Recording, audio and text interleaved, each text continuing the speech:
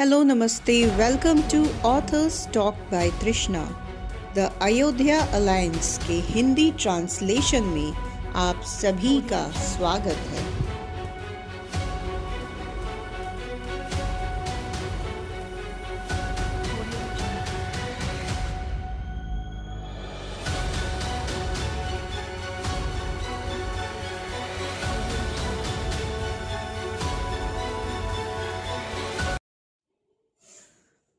मुगल सल्तनत वर्तमान समय में महरौली दिल्ली, भारत, लगभग 300 साल पहले। जैसे ही मुगल साम्राज्य अपनी अंतिम चरण में पहुंचा, अराजकता ने देश को अपनी गिरफ्त में ले लिया। ये कोई आश्चर्य की बात नहीं थी कि क्रूर फारसी सरदार और ईरान के स्वयंभू शाह नादिर शाह के हमले में दिल्ली ढह गई। कभी जीवंत रहे इस महानगर में भारी और पूर्ण सन्नाटा छा गया, जिसे केवल निर्दोषों की हताश चीखों और घायलों के करुण क्रंदन ने ही तोड़ा। धुएं और धूल के एक घने दम घूंटने वाले पर्दे ने नरसंहार को छिपा दिया। अब मलबे और राख से भरी एक बंजर भूमि दिल्ली पूरी तरह से टूट चुकी थी। नादिर शाह लाल किले की ऊंची प्राचीर पर खड़ा था, भाव शून्य दृष्टि से मृत्यु के इस भयावह नृत्य को निहार रहा था। उसके नीचे का शहर दिल्ली घेरे में था। सड़कें बेजान लाशों से पड़ी हुई थीं और जीवित बचे लोगों की करुण पुकारें हवा में गूंज रही थीं। शहर के कई शानदार इमारतें जल रही थीं और लपटें आसमान तक पहुंच रही थीं। नादिर शाह में अधिकार और प्रभुत्व झलकता था। उसका शक्तिशाली बलिष्ठ शरीर उसके योद्धा होने का प्रमाण था। उसके पास एक मजबूत सुपुष्ट गालों वाली हड्डियां, घनी गहरी दाढ़ी और उभरी हुई नाक वाला प्रभावशाली चेहरा था। उसकी अनोखी पगड़ी रत्न जड़ित पंखों से सजी थी। रेशम और ब्रोकेट का एक लंबा लहराता हुआ लबादा, जिस पर सोने के धागों का काम था, उनके पहनावे को पूरा कर रहा था। तीक्ष्ण और निर्दयी उनकी निगाहें एक ऐसे विजेता की दृढ़ इच्छा शक्ति का एहसास करा रही थीं, जिसमें सहानुभूति का अभाव था। फारस पर कब्जा करने के बाद नादिर शाह ने अफगानिस्तान में अपने विरोधियों पर बड़े पैमाने पर हमला किया। उसने अपने दुश्मनों का पीछा हिंदुस्तान तक किया और पेशावर, लाहौर और खैबर दर्रे पर तेजी से कब्जा कर लिया। फिर करनाल में मुगल सेना पर अपनी क्रूर जीत के बाद उसने मुगल खजाने को लूट लिया। मुगल बादशाह के शक्तिहीन हो जाने और फारसी सेना द्वारा अपनी विजय का खुलेआम प्रदर्शन करने के कारण सतह के नीचे आक्रोश उबल रहा था। भय क्रोध में बदल गया। भूख, अपमान और लाचारी ने सड़कों पर अपना दम घूंट दिया। जब नादिर शाह चांदनी चौक स्थित सुनहरी मस्जिद में गया, तो हताशा और अवज्ञा से प्रेरित भीड़ ने हमला कर दिया। इस विश्वासघात से क्रोधित होकर नादिर शाह ने सामूहिक नरसंहार और लूटपाट का आदेश दिया। उसके आदेश पर अमल करते हुए उसके आदमियों ने निर्दयतापूर्वक शहर को तहस नहस कर दिया। उनकी तलवारें निर्दोष नागरिकों के खून से लथपथ थीं। उन्होंने मंदिरों को ध्वस्त कर दिया और जो भी संपत्ति दिखाई दी उसे जब्त कर लिया। सड़कों पर लाशें विभत्स ढेरों में पड़ी थीं। उनकी बेजान आंखें इस भयावह विनाश पर टिकी थीं। दिल्ली का लौह स्तंभ, विष्णु स्तंभ, इस दुस्वप्न के बीच एक अडिग प्रहरी की तरह खड़ा था, जो शहर की स्थायी शक्ति का प्रतीक था। लाल किले से कुतुब मीनार की ओर जाते हुए नादिर शाह की नज़र इस अवशेष पर पड़ी। उसकी नज़र लौह स्तंभ के शीर्ष पर स्थित सजावटी घंटी के आकार के शीर्ष पर पड़ी, जिस पर कभी भगवान विष्णु के वाहन गरुड़ की आकृति विराजमान थी। क्या इस लौह स्तंभ के बारे में जो कहा जा रहा है वह सच है? उन्होंने जनरल अहमद खान से पूछा। उनकी आवाज धुएं भरी हवा को चीरती हुई निकल रही थी। कहना मुश्किल है शहंशाह, अहमद खान ने जवाब दिया। कहते हैं कि 700 सालों से ये यहाँ है और यहाँ रखे जाने से पहले शायद एक सहस्त्राब्दी तक कहीं और खड़ा रहा होगा। किदवंती कहती हैं कि वही ये कील है जो दिल्ली को जोड़े हुए है, क्योंकि इसने जंग और दरार दोनों को झेला है। नादिर शाह की आंखों में महत्वाकांक्षा चमक उठी। उसने ऐलान किया, मुझे स्तंभ का घंटीनुमा शिखर चाहिए। तोप चलाओ और उसे गिरा दो। मैं इसे मशहद में एक मंच के रूप में इस्तेमाल करूंगा। शहंशाह कुव्वतुल इस्लाम मस्जिद की इमारतें इसके चारों ओर हैं। अहमद खान ने नाजुक लहजे में चेतावनी दी। हमारी तोप के गोले उन्हें नुकसान पहुंचा सकते हैं। शहंशाह ने जवाब दिया, हिंदुस्तान के मुसलमान भी हिंदू काफिरों की तरह हैं। वे किसी विशेष सम्मान के पात्र नहीं हैं। जैसे ही सैनिक मस्जिद के उत्तर पश्चिमी दीवार में एक छेद करके तोप डालने की जल्दी में थे, आंगन में तनाव की चिंगारी भड़क उठी। विशाल हथियार का निशाना स्तंभ के ऊपरी आधे हिस्से पर था और निशाना उस अलंकरण का आधार था जो उसके ऊपर था।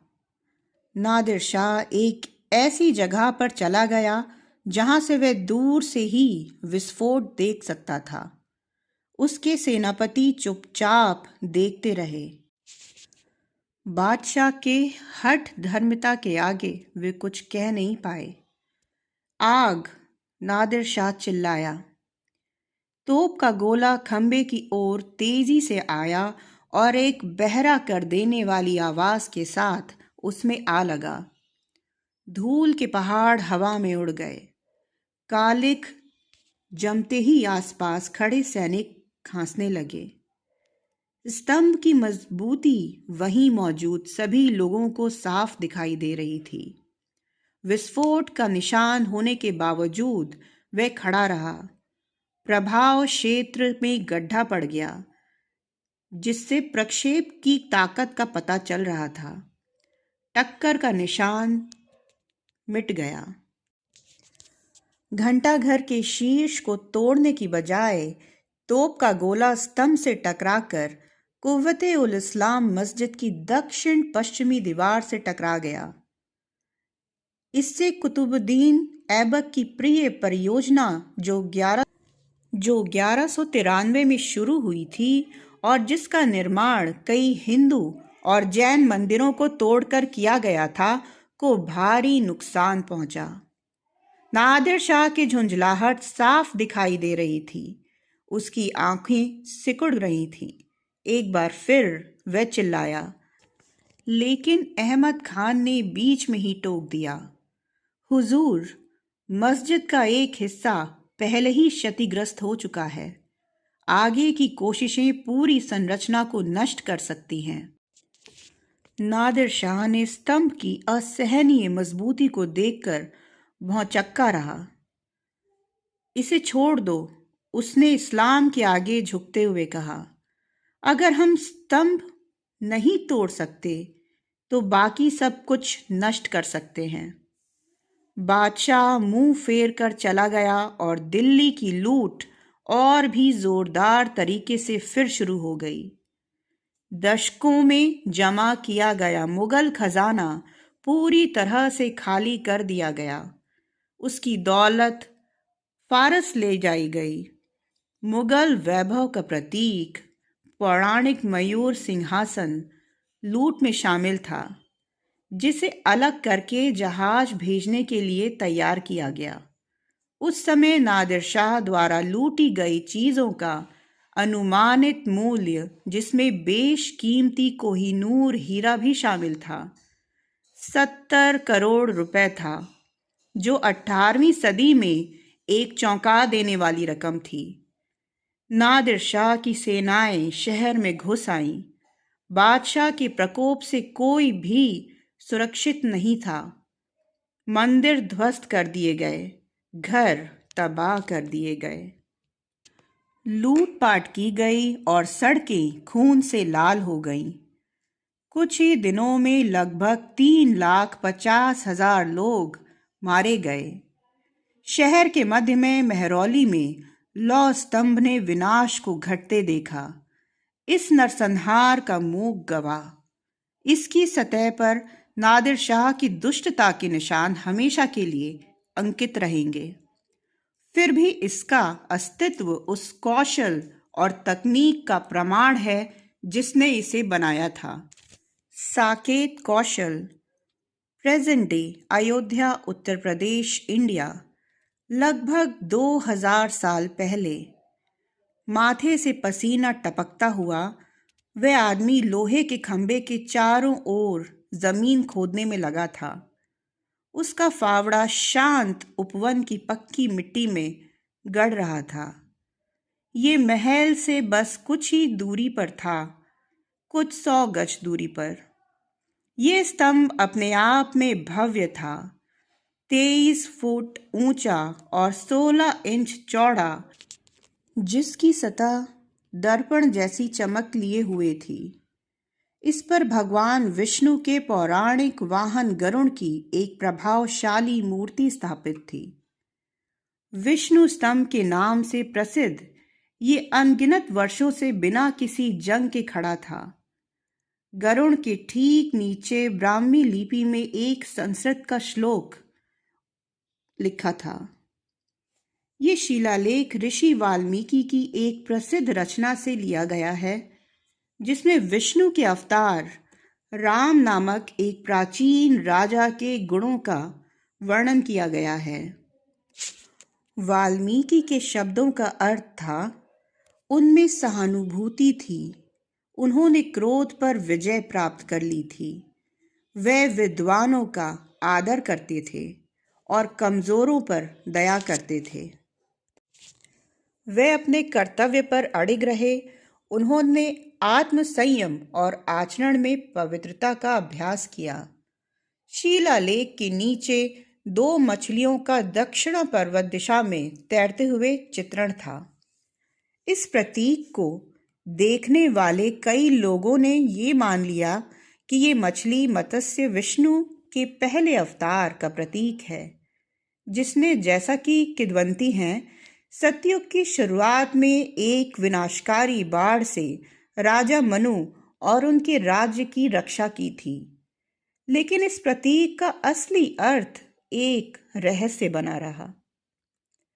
राम को राज्य करते 5000 वर्ष हो चुके थे। तब से वाल्मीकि की कथा में वर्णित कौशल की अयोध्या नगरी को साकेत कहा जाने लगा था। फिर भी राम के शासन का गहरा प्रभाव उस निर्जन उपवन में सहस्त्राब्दियों बाद भी गूंजता रहा। अधिकांश दिनों में ये शांत रहता था। इसकी परिधि भव्य बरगद के वृक्षों से भरी हुई थी।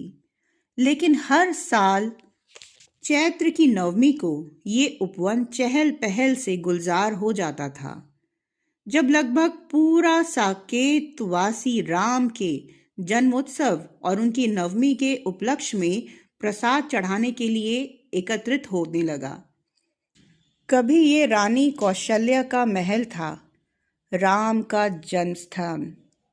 राम के सम्मान में वहां एक मंदिर बनाने पर चर्चा हुई थी, लेकिन अभी तक उनकी जन्मभूमि, उनके जन्म का स्थान आकाश के लिए खुली थी और बीच में केवल एक भव्य स्तंभ था। किंवदंती है कि यह स्तंभ सर्पों के राजा शेषनाग ने यहाँ स्थापित किया था। सृष्टि के आदि देव जिन्हें ब्रह्मांड का स्वामी कहा जाता है। ऐसा माना जाता है कि शेष नाग अपने अनेक फनों पर ग्रहों को धारण करते हुए उपवन की रक्षा करते थे। शेष नाग का पार्थिव अवतार राम के भाई लक्ष्मण थे। खुदाई करते हुए मजदूर का दिल बेसब्री से धड़क रहा था। अगर उसके मालिक का अंदाजा सही निकला तो क्या होगा? क्या वो जो खोज रहे थे वह सचमुच इतनी बड़ी जगह में दबा हुआ होगा? मिट्टी के हर ढेले के साथ उसकी घबराहट बढ़ती जा रही थी, जब तक कि उसका फावड़ा किसी अड़िग चीज से नहीं टकराया। दिल धड़क रहा था। उसने नीचे क्या देखा, ये दिखाने के लिए मिट्टी को अपने पंजों से हटाया, लेकिन इससे पहले कि वो गौर से देख पाता, उसका चेहरा जमीन में धंस गया। उसका फावड़ा उसके खोदे हुए गड्ढे में फंस गया और उस कठोर सतह से टकराकर जो उसने खोदी थी, वह किसी तरह मुड़ा और ऊपर देखा तो एक विशालकाय आकृति उसके ऊपर खड़ी थी। वह आदमी पूरी तरह से काली धोती, उतरिया और पगड़ी पहने हुए था और उसके हाथ में एक चमकती हुई तलवार थी। चांदी जैसी रोशनी पॉलिश किए हुए स्टील पर पड़ रही थी, जिससे ब्लेड पर उकेरे गए जटिल डिजाइन दिखाई दे रहे थे। मजदूर हथियार को देखकर डर के मारे ठिठक गया। तलवारबाज का चेहरा उसकी पगड़ी के पूंछ से ढका हुआ था। सिर्फ उसकी जलती हुई आंखें दिखाई दे रही थीं। वह आगे बढ़ा और तलवार को तब तक नीचे किया जब तक उसकी नोक गिरे हुए आदमी के गले पर नहीं टिक गई। धीमी गर्जना के साथ उसने प्राकृत में पूछा, तो ईम काव पठाओ, तुम्हें यहाँ किसने भेजा है?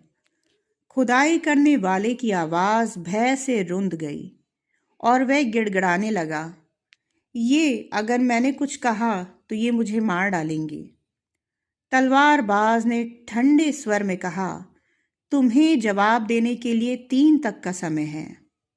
एकम, मैं आपसे विनती कर रहा हूं। दवे, प्लीज। ट्रीनी, तलवारबाज ने कहा, चिंता मत करो, वार से कोई नुकसान नहीं होगा, लेकिन तुम्हारे खून से घुटना तो तय है। उसने सोचा, हवा में एक अनकही धमकी भारी भारी पड़ रही है। डरा हुआ आदमी अपनी जान की भीख मांगता रहा, लेकिन हमलावर उसकी एक न सुने। पलक झपकते ही तलवार ने उस आदमी का गला काट दिया। ये हरकत तेज, साफ, लगभग शल्यक्रिया जैसी थी, मानो प्रसिद्ध चिकित्सक चरक द्वारा किए गए किसी सटीक चीरे की तरह। जैसे ही साकेत में भोर हुई, प्राचीन वृक्षों के सुनहरे और लाल रंग से रंगते हुए तलवारबाज ने शव को घसीटकर उस जगह से दूर ले गया। उसने तेजी और कुशलता से काम किया, खोदी हुई मिट्टी को वापस डाला और जमीन को तब तक समतल किया जब तक कि गड़बड़ी का कोई निशान न रह गया हो। जैसे ही काम पूरा हुआ, उसने अपनी तलवार म्यान में रखी और शव को खुले मैदान के आसपास की घनी झाड़ियों में और अंदर ले गया। वह जल्द ही एक जानी पहचानी जगह पर पहुंच गया। नम मिट्टी और फूलों वाली चमेली की खुशबू से महकता एक घास का मैदान, पहले से खोदा गया गड्ढा उसके सामने खुला था। उन लाशों की डरावनी याद दिला रहा था जो उसने पहले यहाँ फेंकी थी। उसने उस बेजान शरीर को गड्ढे में ढकेल दिया और उसे रात में घूमने वाले गीदड़ों, लकड़बग्गों, गिद्धों और भृंगों के लिए दावत बना दिया। फिर परछाई में वापस लुप्त हो गया। उसने एक श्लोक बुदबुदाया। शिवाय विष्णु रूपाय विष्णुवे। शिव विष्णु के रूप में है और विष्णु शिव के रूप में है। चेन्नई, तमिलनाडु, भारत। वर्तमान दिन। सम्मेलन कक्ष के अंदर का माहौल गमगीन था। हवा तनाव से भरी हुई थी। रक्षा अनुसंधान एवं विकास संगठन DRDO पिछले हफ्ते की घटनाओं से जूझ रही थी। पॉलिश किए हुए लकड़ी के पैनल लगे कमरे में एक बड़ी अंडाकार मेज थी, जिसके चारों ओर ऊंची पीठ वाली कुर्सियां लगी थीं। एक प्रोजेक्टर धीमी आवाज में गुनगुना रहा था, जिससे वहां मौजूद इंजीनियरों और सैन्य अधिकारियों का गंभीर चेहरों पर टिमटिमाती रोशनी पड़ रही थी। स्क्रीन पर पूर्वी लद्दाख में वास्तविक नियंत्रण रेखा या LAC पर भारतीय टैंक रेजिमेंट तैनात दिखाई दे रही थी। भारत की फायर एंड फ्यूरी कॉर्प्स ने इन मशीनीकृत बलों को 16,000 फीट की ऊंचाई पर तैनात किया था, जिससे ये दुनिया भर में इतनी ऊंचाई पर तैनात कुछ सैन्य इकाइयों में से एक बन गई।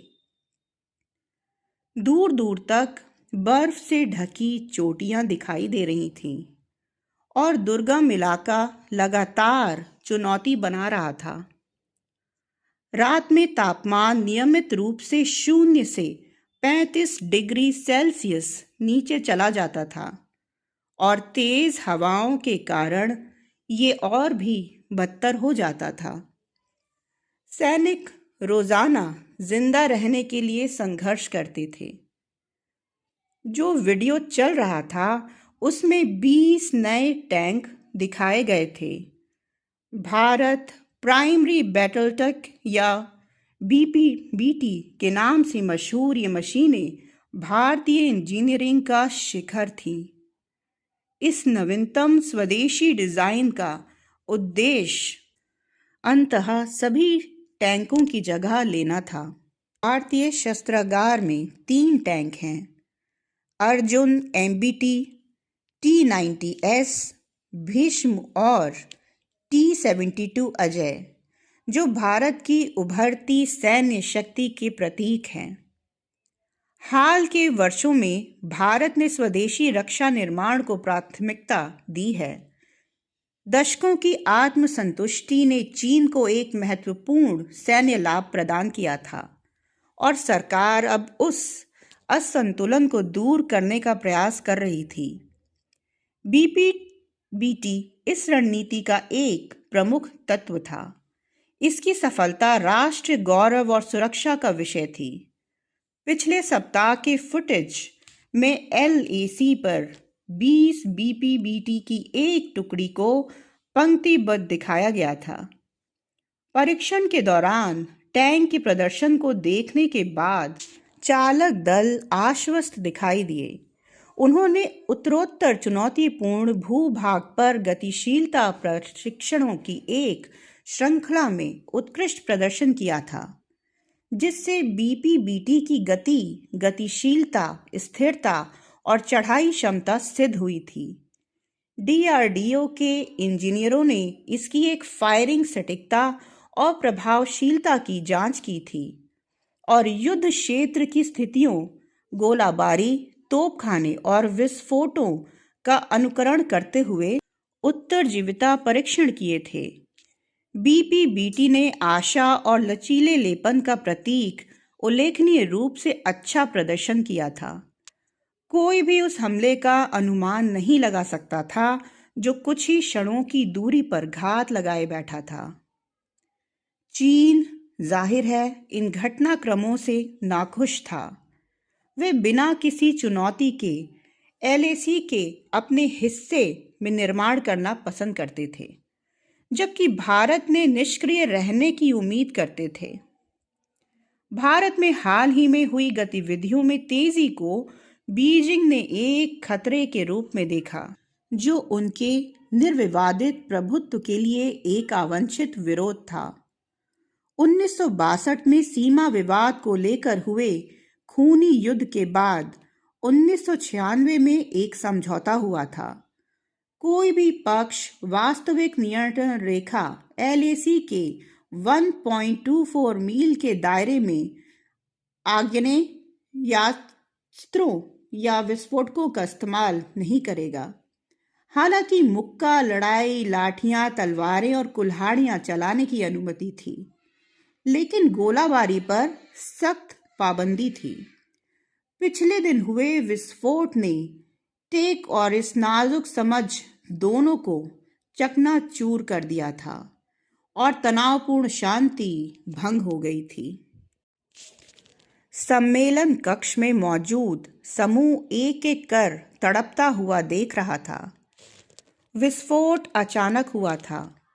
धुएं के घने बादल और भीषण लपटों में आसमान छा गया था, क्योंकि एक VBBT बुरी तरह से फट गया था। हमलावर मिसाइल खुद धुंधली थी। आंखों के लिए उसे देख पाना नामुमकिन था। सदमे की लहरें उजाड़ परिदृश्य में फैल गईं। मलबा बिखर गया। बचे हुए सैनिक छिपने के लिए भागे। उनकी चीखें एक बहरा कर देने वाली गर्जना में दब गईं। कभी शक्तिशाली रही इस मशीन का मलबा बंजर पृष्ठभूमि में जल रहा था। दृश्य भयावह था। BBBT इकाई को एक सक्रिय रक्षा प्रणाली के रूप में डिजाइन किया गया था, जो एंटी टैंक गाइडेड मिसाइलें ATGM को रोकने में सक्षम हो। उसका उद्देश्य निकट आ रहे रॉकेटों का पता लगाना और उन्हें टकराने से पहले ही रोक देना था, जिससे चालक दल और महत्वपूर्ण उपकरण दोनों सुरक्षित रहते। अब ये स्पष्ट हो गया था कि ये प्रणाली विफल हो गई थी। ये केवल एक तकनीकी झटका नहीं था, ये राष्ट्र के आत्मविश्वास पर एक आघात था और आगे आने वाली चुनौतियों की एक स्पष्ट याद दिलाता था। भारतीय खुफिया विश्लेषकों ने फुटेज की समीक्षा की और DRDO को सिंधुआ विश्वविद्यालय से लीक हुए आंकड़ों की पुष्टि की। चीन की अगली पीढ़ी की anti aircraft gun ATGM HJ-12E का आविष्कार fibre optic wire guidance system से लैस ये नवीनतम मॉडल जाम होने से सुरक्षित था और 9.3 मील की दूरी से भी 43 इंच के कवच को भेद सकता था। इस नए खतरे के मद्देनजर BBBT खतरनाक रूप से कमजोर दिखाई दे रही थी। ये भारत की रक्षा प्रतिष्ठान के लिए एक करारा झटका था। DRDO के अनुभवी अध्यक्ष डॉक्टर VK रेड्डी ने बताया, सिंघुआ डेटा के कारण BBBT के विनिर्देशों को बदलाव जरूरी है। उन्होंने आगे कहा, प्रधानमंत्री कार्यालय को कल ही जानकारी दे दी गई थी और अब वे ऐसे कवच की मांग कर रहे हैं जो ऐसे घातक ATGM को भी झेल सके। रेड्डी एक प्रतिभाशाली रणनीतिकार और भारतीय प्रौद्योगिकी संस्थान मद्रास के पूर्व छात्र ने तरक्की की है।